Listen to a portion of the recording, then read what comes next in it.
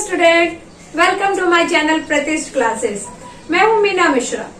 हम लोग integration start कर चुके थे, इंडेफिनेट इंटीग्रेशन, और उसमें हम पहुंच गए हैं क्वेश्चन नंबर 21 पे। तो इससे पहले भी काफी सारे क्वेश्चन सॉल्व किए, अब तो आप यूज टू हो गए होंगे कि कैसे क्वेश्चन सॉल्व करना है। तो देखो यहाँ पे क्या करेंगे, 5 - 3x 2 - 3x रेज टू 1/2 है, इसको हमें इंटीग्रेट करना है। तो हम सब्स्टिट्यूशन मेथड कर रहे हैं, तो इसमें हम क्या कर सकते हैं, इसमें से किसी एक को आप t एज्यूम करोगे। तो अब t किसको एज्यूम करना है, उसके लिए जो ट्रिक है वो ये है कि जिसमें भी पावर हो, जैसे कि यहाँ पे देखो 2 - 3x में ये पावर है -1/2 और इसमें तो पावर 1 है, मतलब 1 से ज्यादा पावर होता है ना, जनरली हम उसमें से ही t लेते हैं। तो 2 - 3x को हम t लेंगे। पहले हम इसको इंटीग्रेशन के फॉर्म में लिख दें, 5 - 3x और ये 2 - 3x रेज टू -1/2 dx। हम क्या करने वाले हैं, let 2 - 3x is equal to t। अच्छा, एक बात और ध्यान रखना है कि इसको पूरा पावर के साथ हमें t नहीं लेना है, मतलब ये -1/2 साथ में हमें t नहीं लेना है, सिंपल हमें इसको ही t लेना है। ऐसा देखो, पावर के साथ t हम तभी लेंगे जब हमारे पास उसका डेरिवेटिव मौजूद होगा हमारे क्वेश्चन में, तभी हम उसको पावर के साथ t लेंगे। अदरवाइज हमेशा ये आप याद रखो कि पावर को अवॉइड करना है t लेने के टाइम पे। अब यहाँ पर अगर मैं इसको पावर के साथ t ले लूं तो ये जो 5 - 3x है वो तो आएगा नहीं, वो इसका डेरिवेटिव नहीं है, तो इसलिए हम क्या करेंगे, सिर्फ 2 - 3x को ही t लेंगे। ओके, अब इसको आप डिफरेंशिएट करो तो यहाँ से क्या आने वाला है, माइनस, ये तो 0 हो जाएगा, ये -3 इज इक्वल टू dt/dx, और फिर यहां से आएगा dx is equal to -dt/3। हाँ, एक बात ये ध्यान रखना है कि ये माइनस इधर आके प्लस नहीं होगा, क्योंकि ये जो -3 है वो डिवीजन में आने वाला है, ये dx यहाँ जाएगा और -3 यहाँ आएगा, तो इसलिए वो माइनस के साथ में ही आएगा। ओके, अब यहाँ पे ये 5 - 3x है, तो इसका हम क्या करें, क्योंकि हमारा तो ऐसा है, ये इसको डिफरेंशिएट करके तो ये आया नहीं, तो 5 - 3x में से हम क्या करेंगे, यहाँ से हम x की वैल्यू निकालेंगे। तो यहाँ से x की वैल्यू क्या आएगी, यहाँ से x की वैल्यू क्या आएगा, देखो 2 - t is equal to 3x, ये 3x उधर लेकर गए, तो ये हो गया 2 - t/3 is equal to x। तो यहाँ से ये जो x की वैल्यू है 2 - t/3, ये हम यहाँ क्वेश्चन में रख देंगे। तो स्टार्ट करते हैं, 5 - 3, x के प्लेस पे क्या रख देना है, 2 - t/3, और ये तो हमने पूरा t ले लिया था, तो इसको पूरा ब्रैकेट में लिखो क्योंकि एक फंक्शन है, देन t - 1/2 और dx के प्लेस पे हम क्या लिख देंगे, माइनस, ये भी ब्रैकेट में आएगा, dt/3 -dt/3 जो हमारा ये dx के प्लेस पे हमने लिखा। अब इसमें से -1/2 को आप बाहर कर सकते हैं, -1/3 सॉरी, और इसको हम सॉल्व करेंगे तो ये क्या आ जाएगा, ये 3 से 3 कैंसिल,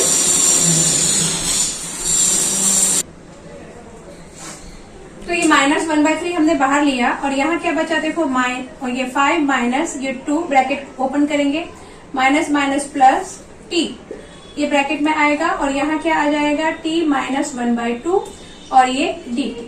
अब इसमें आप क्या कर सकते हो, 5 में से 2 माइनस हो गया, तो ये -1/3 तो चल ही रहा है, और 5 - 2 इज 3, तो ये आ गया 3 + t, और यहाँ पे आ जाएगा t - 1/, हाँ, तो ये अब ये इस तरह से हमने इसको सॉल्व कर दिया। अब आगे हम क्या करेंगे, ये मल्टीप्लाई कर दो 1/3, और ये 3 को इस t से मल्टीप्लाई करेंगे तो कितना आ जाएगा, 3t - 1/2 dt, और यहाँ से भी एक बार और हम ये -1/3 यहाँ दे दें, और इस t को इससे मल्टीप्लाई करेंगे तो क्या आएगा, देखो यहाँ 1 है और यहाँ 1/2 है, मतलब 1 - 1/2 पावर्स ऐड हो जाते हैं, तो ये आ जाएगा 2 - 1/2, मतलब आ जाएगा 1/2, यानी इन दोनों को जब आप मल्टीप्लाई करेंगे तो आएगा t 1/2 dt। क्या किया हमने, ये समझ में आ गया आपको, ये -1/3 है, इस 3 को इसके साथ मल्टीप्लाई किया तो 3t - 1/2 dt, अगेन ये -1/3 इसके साथ भी लिखा, -1/3 t, और इन दोनों को मल्टीप्लाई किया तो 1/2 dt आ गया। अब इसे हम सॉल्व करेंगे तो ये एज अ कांस्टेंट बाहर आ जाएगा, तो यहाँ पे ये क्या होने वाला है, ये हो जाएगा -3/3 इंटीग्रेशन t -1/2 dt -1/2 dt, और यहाँ पे आएगा -1/3 इंटीग्रेशन t 1/2 dt। ये 3 से 3 कैंसिल, ये माइनस t 1/2 को जब आप इंटीग्रेट करेंगे तो 1/2 + 1 और डिनोमिनेटर में भी 1/2 + 1, देन यहाँ पर 1/3 है t 1/2। अच्छा, t यहाँ पे -1/2 था कि +1/2 था, यहाँ पे t हमारा -1/2 है, ये माइनस में है तो ये ऐसा आएगा, और यहाँ जो t है वो प्लस में है, 1/2 / 1/2 + 1 + c। अब इसे आगे सॉल्व करते हैं तो देखो क्या होने वाला है, ये माइनस साइन है और ये t -1/2 + 1 यानी -1/2 + 1 आप करेंगे तो -1 + 2/2, इसको सॉल्व करेंगे तो क्या आ जाएगा, 1/2 आएगा, बिकॉज 2 - 1 = 1। तो यहाँ पर क्या आएगा, t 1/2 और यहाँ पर भी क्या आएगा 1/2, यहाँ -1/3 है और यहाँ क्या आएगा 3/2 / 3/2 + c। फिर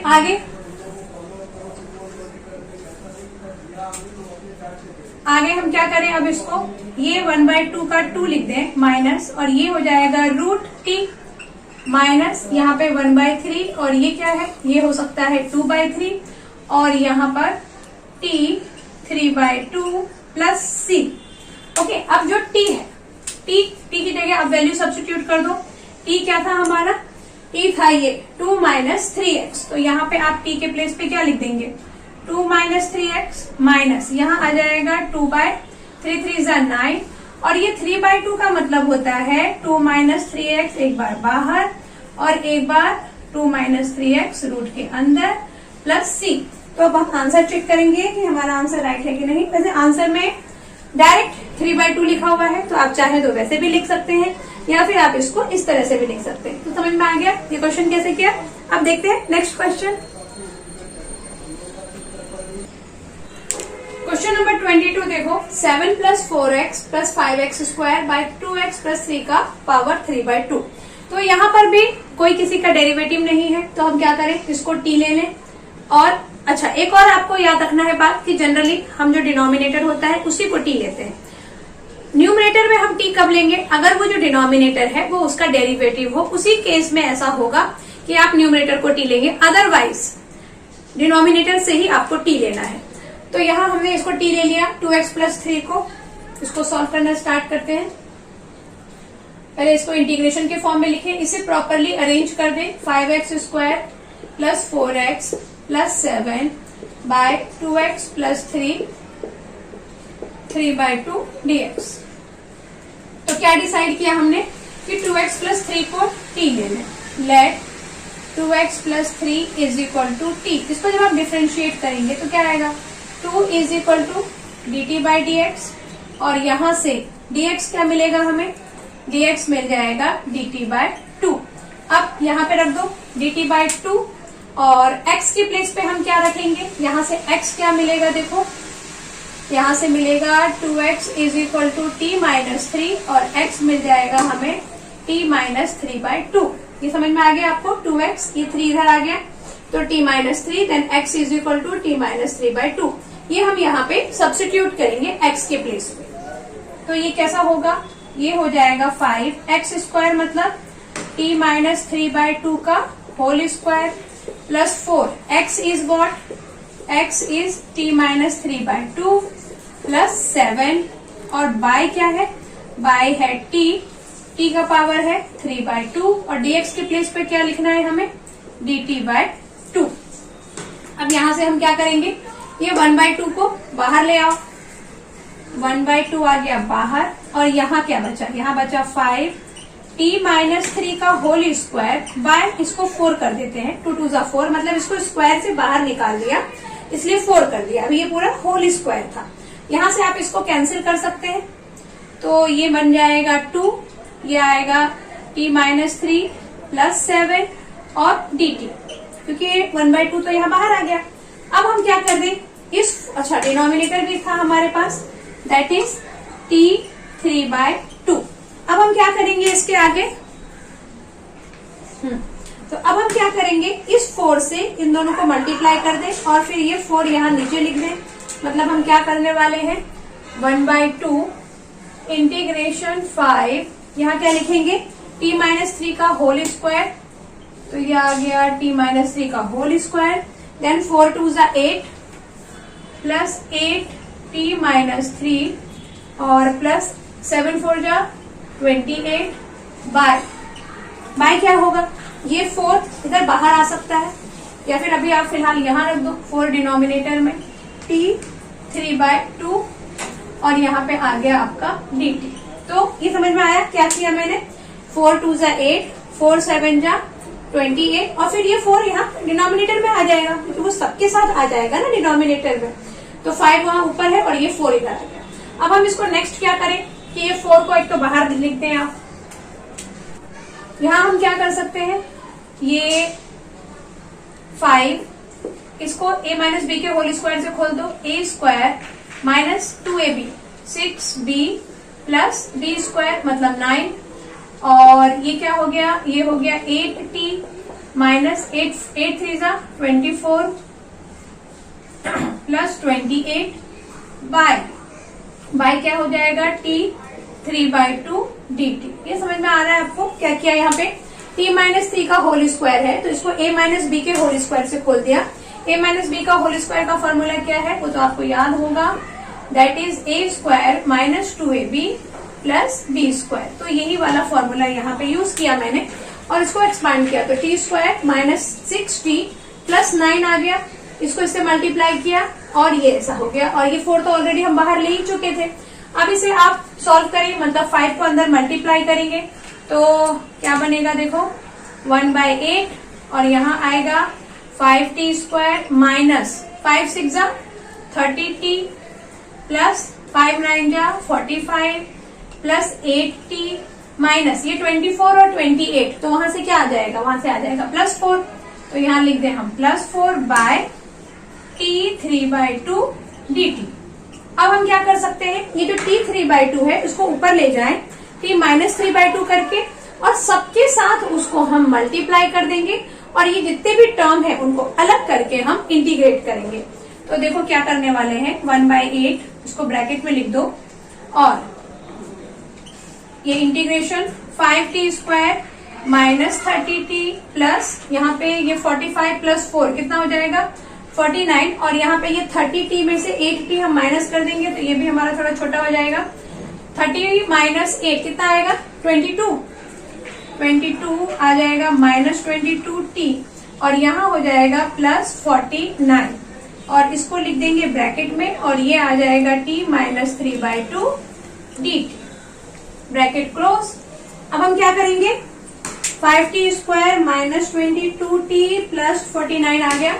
अब इससे इसको मल्टीप्लाई कर दो, ये 1/2 तो बाहर चल ही रहा है। 5t स्क्वायर से ये 5t स्क्वायर से इसको मल्टीप्लाई करेंगे, सबके साथ ही करना पड़ेगा, तो t स्क्वायर माइनस 3/2 आएगा। पावर्स ऐड हो जाते हैं जब मल्टीप्लाई होता है तो, और यहाँ क्या आएगा 22t 1 माइनस 3/2 और यहाँ पे आ जाएगा 49t माइनस 3/2 dt। ये क्लियर हुआ आपको, ब्रैकेट क्लोज करो। अब नेक्स्ट यहाँ पे हम करेंगे इसके आगे के क्वेश्चंस कैसे सॉल्व करना है। अब यहाँ पे क्या होगा, 1/8 बाहर, इंटीग्रेशन का साइन यहाँ पे पहले ब्रैकेट लगा दूं क्योंकि ये 1/8 सबके बाहर है। इंटीग्रेशन यहाँ हम क्या लिख सकते हैं, देखो 5t, ये 2 2 जा 4, 4 माइनस 3 इज 1, मतलब कि यहाँ आ जाएगा 1/2 dt।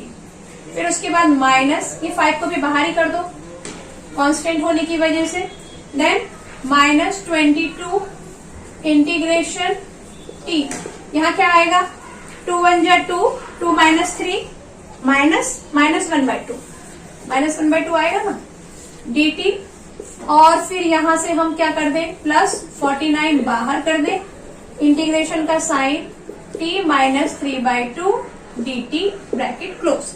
अब इसको इंटीग्रेट करेंगे हम सेपरेटली, तो हमारा आंसर आएगा 1/8 in bracket 5t 1/2 plus 1 powers add हो जाएंगे, डिनोमिनेटर में भी वही होगा, minus 22t minus 1/2 plus 1 bye minus 1/2 plus 1, और यहाँ क्या आ जाएगा 49t minus 3/2 plus 1 in denominator also minus 3/2 plus 1 and plus c constant. तो ये समझ में आया आपको क्या किया।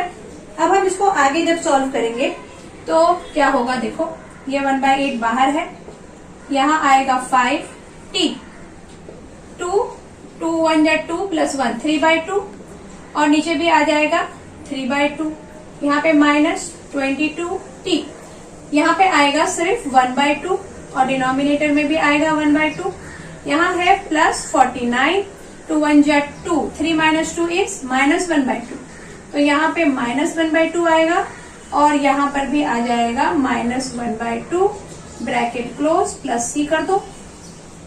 आगे यहाँ पे यही ब्रैकेट डाल देते हैं। नेक्स्ट इसको थोड़ा और सिंप्लीफाई करेंगे तो ये हो गया 1/8, अब सबके साथ 1/8 लिख देते हैं, ये हो जाएगा 2/3 इंटू 5, t की वैल्यू भी रख दो। t हमने किसको एज्यूम किया था, मैंने तो क्वेश्चन को रब कर दिया है, t हमने लिया था 2x प्लस 3 को, तो यहाँ पर 2x प्लस 3 आ गया, 2x प्लस 3 को हमने t लिया था, है ना, तो यहाँ पे बाय ये और माइनस यहाँ पे 1/8 इसको भी देना है, तो 1/8 ये 1/2 है तो 2/1 इंटू 22 तो है ही, और t की जगह क्या आ जाएगा 2x प्लस 3 1/2 प्लस 49 इंटू 1/8, अच्छा ये माइनस है तो यहाँ पे माइनस आ जाएगा, इंटू 8 इंटू 1/2 और यहाँ t, तो t के प्लेस पे क्या आ जाएगा, t आ जाएगा हमारा 2x plus 3 minus 1/2 plus c। काफी लंबा क्वेश्चन हो गया। अब इसको थोड़ा हम सॉल्व करेंगे तो ये देखो, ये 4 जा 8 और कुछ कैंसिल हो रहा है और कुछ कैंसिल नहीं हो रहा है, यहाँ पे भी ये 4 जा 8 हो गया और ये 11 हो गया ऊपर, बस और तो कुछ कैंसिल नहीं हो रहा है, तो हमारा आंसर यहाँ पे क्या आएगा 5 ऊपर ये 5 4 3 जा 12 5/12 और यहाँ कितना आ गया 2x प्लस 3 3/2। अब यहाँ से क्या बचा आपके पास, ये 2 है ये 11 है, मतलब 11/2 माइनस 11/2 और ये है रूट 2x प्लस 3 और यहाँ क्या बचा 49/16, यहाँ 1/8 है और यहाँ पे क्या था 1/2 था, ये 1/2 था तो ये 2/1 हो जाएगा ना, तो यहाँ हो जाएगा 2/1, तो 2 से ये कैंसिल, तो यहाँ आ जाएगा 49/4 2x plus 3 raise to 1/2 plus c। Clear हो गया ये क्वेश्चन आपको, यहाँ पे थोड़ा जंबल हो गया है, माइनस 1/2 है ये पावर में माइनस 1/2, तो माइनस 1/2 को आप चाहें तो यहाँ पे इसके डिनोमिनेटर में भी लिख सकते हैं, मतलब यहाँ हो सकता है 49/4 root 2x plus 3 1/2 plus c। तो क्वेश्चन समझ में आ गया, जैसे पहले के क्वेश्चन थे वैसे ही है, थोड़ा आपको यहाँ पे कैलकुलेशन वगैरह में ध्यान रखना है। तो देखो नेक्स्ट क्वेश्चन क्या है, x square by root 9 minus x raise to 6, इसको कैसे इंटीग्रेट करेंगे, ये तो काफी इजी आपको समझ में आ ही गया होगा कि यहाँ पर देखो रूट के अंदर क्या है 9 माइनस एक्स रेज टू 6 है, तो कभी अगर आपको ऐसा लगे क्वेश्चन को ध्यान से देखकर कि इसको हम स्क्वायर के फॉर्म में कन्वर्ट कर सकते हैं, तो सबसे पहले तो वही हम सोचेंगे, जैसे 9 का स्क्वायर रूट होता है 3, यानी हम इसको 3 स्क्वायर लिख सकते हैं, इसको हम क्या लिख सकते हैं एक्स क्यूब का होल स्क्वायर लिख सकते हैं, मतलब ये तो स्क्वायर के फॉर्म में कन्वर्ट हो ही जाएगा, ये दोनों ही कन्वर्ट होगा। तो पहला स्टेप हम वही करें कि स्क्वायर के फॉर्म में इसको कन्वर्ट कर दें, फिर देखते हैं क्या करना है। तो integration x square by root, ये हो गया 3 स्क्वायर और ये क्या हो गया एक्स क्यूब का होल स्क्वायर। स्क्वायर के फॉर्म में हम क्यों कन्वर्ट कर रहे हैं, क्योंकि हमारे पास जितने भी फॉर्मूले हैं वो सब ऐसे स्क्वायर के फॉर्म में ही है। अब यहाँ देखो, आप ये देख रहे होंगे कि अगर मैं एक्स क्यूब को टी ले लू, एक्स क्यूब अगर टी ले लू तो एक्स स्क्वायर तो आ ही जाएगा, उसका डेरिवेटिव होता है वो, और फिर ये हमारा एक फॉर्मूला भी बन जाएगा। तो हम नेक्स्ट स्टेप ऐसे सोच सकते हैं कि इसमें से किसको हम टी ले लें तो हमारा ये आ जाए, अगर ये पॉसिबल हो तो यहाँ हमें दिख रहा है कि एक्स क्यूब हमने टी ले लिया तो हमारा एक्स स्क्वायर आ जाएगा। तो नेक्स्ट स्टेप फिर हम वही करेंगे, let x cube is equal to T, इसको डिफरेंशिएट करेंगे तो 3x square dx is equal to D T, और यहां से क्या मिल जाएगा हमें, X square dx is equal to मिल जाएगा dt बाय 3। अब यहाँ पे सब्स्टिट्यूट कर दो, 1/3 को पहले ही हम बाहर ले लेते हैं, एक्स स्क्वायर dx, इस पूरे के प्लेस पे हम क्या लिख सकते हैं dt, और डिनोमिनेटर में क्या हो सकता है 3 स्क्वायर माइनस टी स्क्वायर। अब इस 3 स्क्वायर माइनस टी स्क्वायर ये किसका फॉर्मूला है, ये हो गया sine inverse T by 3, A square minus X square. A square minus X square किसका फॉर्मूला है, साइन इनवर्स एक्स का। तो यहां से हम क्या लिख देंगे 1/3 sine inverse X cube by, ये आ जाएगा कुछ ऐसा 1/3 sine inverse X that is T by 3 plus C. तो अभी टी क्या है, टी क्या है हमारा, टी है हमारा एक्स क्यूब, ये हमने यहाँ पे एक्स क्यूब को टी लिया था, तो यहाँ से हम सीधे लिख सकते हैं 1/3 sine inverse X cube by 3 plus C. यही हमारा आंसर है जो कि बिल्कुल है सही। समझ में आ गया आपको, ये तो काफी इजी क्वेश्चन था। उसके बाद वाले देखते हैं क्वेश्चन कैसे करने हैं। तो देखो नेक्स्ट क्वेश्चन क्या है, 1/x in bracket x cube minus 1। अब इस टाइप के क्वेश्चंस को हम कैसे सॉल्व करेंगे, तो हम इस पे क्या कर सकते हैं, यहाँ पे किसी को भी टी लेने से या कुछ भी करने से तो कुछ फर्क पड़ने वाला नहीं है, क्योंकि अगर हमने x को टी ले भी लिया तो dx आ जाएगा, तो यहाँ एक टी आ गया, फिर यहाँ टी क्यूब आ जाएगा, मतलब इसके फॉर्म में कोई खास चेंज नहीं आने वाला है, क्योंकि दोनों के दोनों को डिनोमिनेटर में ही लिखा है। उसमें से अगर कुछ भी एक न्यूमरेटर में होता, मतलब हमें न्यूमरेटर में कुछ तो चाहिए, तो हम एक काम कर सकते हैं कि यहाँ एक्स स्क्वायर से मल्टीप्लाई और डिवाइड कर दो। एक्स स्क्वायर से मल्टीप्लाई और डिवाइड क्यों करना है हमें, क्योंकि अगर ऊपर हम एक्स स्क्वायर से मल्टीप्लाई डिवाइड करते हैं, ओके, तो नीचे हमारे पास क्या बचेगा, एक्स क्यूब हो जाएगा, क्योंकि ये भी एक्स स्क्वायर से मल्टीप्लाई होगा। तो ये हो गया एक्स क्यूब, अंदर भी एक्स क्यूब है और -1 वो तो है ही। तो अब फिर हम क्या करेंगे, ऊपर हमारे पास एक्स स्क्वायर बचेगा, नीचे बचेगा एक्स क्यूब, फिर हम एक्स क्यूब को ले लेंगे टी, और फिर हमारा एक्स स्क्वायर आ जाएगा, जिसको फिर हम रिमूव कर सकते हैं, है ना। तो इसलिए हम क्या करेंगे, एक्स स्क्वायर से मल्टीप्लाई और डिवाइड करने का सोचेंगे। तो पहले तो इंटीग्रेशन के फॉर्म में लिख दें इसको, 1/x एक्स क्यूब -1 dx। तो इस टाइप के अगर क्वेश्चन हो कि सब कुछ डिनोमिनेटर में ही है, न्यूमरेटर में कुछ है ही नहीं, तो हम क्या कर सकते हैं, यहाँ पर इसको आप क्या सोच सकते हैं कि एक्स क्यूब को हम, मतलब यहाँ एक्स स्क्वायर आ जाए, क्योंकि एक्स क्यूब का डेरिवेटिव क्या होता है एक्स स्क्वायर। तो यहाँ अपने आप तो एक्स स्क्वायर आएगा नहीं, हमें क्या करना पड़ेगा, इसको एक्स स्क्वायर से मल्टीप्लाई और डिवाइड करना पड़ेगा। तो यहाँ हम मल्टीप्लाई और डिवाइड करेंगे तो ये एक्स स्क्वायर, और यहाँ एक्स इंटू एक्स स्क्वायर और एक्स क्यूब -1 dx, ब्रैकेट में लिख दो, multiplying and dividing by x square, multiplying and dividing by x square. Okay, अब तो यहाँ क्या बन गया, यहाँ बन गया एक्स स्क्वायर, यहाँ बन गया एक्स क्यूब, और अगेन यहाँ एक्स क्यूब -1 dx तो है। अब हम यहाँ एक्स क्यूब को अगर टी ले लें, let x cube is equal to t, और इसको डिफरेंशिएट कर दें तो आ जाएगा 3x square dx is equal to D T, और यहाँ से आ जाएगा x square dx is equal to D t by 3, जो हम यहाँ सब्स्टिट्यूट करेंगे। अब मतलब एक्स स्क्वायर dx, ये तो हमारा खत्म ही हो गया, तो 1/3 को आप बाहर लिख लो और ऊपर लिख दो dt, और नीचे हम क्या लिख देंगे t, और यहाँ लिख देंगे t -1। अब ये t और t -1 हो गया, तो यहाँ हम एक काम और कर सकते हैं कि ये जो यहाँ ऊपर हम क्या कर सकते हैं, 1 तो है ही साथ में, 1 तो हमेशा रहता है, एक बार t को हम प्लस और एक बार t को हम माइनस कर दें, मतलब यहाँ 1/3 dt t -1 है, तो यहाँ हम क्या लिख सकते हैं 1/3 t -1। ऐसा क्यों लिख दिया? एक बार t को प्लस किया और एक बार t को माइनस किया, लेकिन ये माइनस बाहर क्यों निकाला है? क्योंकि हमें ये t -1 के फॉर्म में चाहिए, तो ये तभी ऐसा आएगा। ओके, अब इसको आगे हम सॉल्व करेंगे। तो देखो क्या हो, देखो ये चीज आपको समझ में आ गई ना, इसको क्यों ऐसा किया। देखो ये ऐसा हो सकता था कि आप इसको ये t एक बार प्लस किया, एक बार माइनस t किया, और +1 तो रहता ही है हमेशा, +1 में तो कोई प्रॉब्लम नहीं है, क्योंकि यहाँ पर 1 है, 1 हमेशा रहता है। तो हमने t को प्लस और t को माइनस कर दिया, और डिनोमिनेटर में आ गया t -1 dt।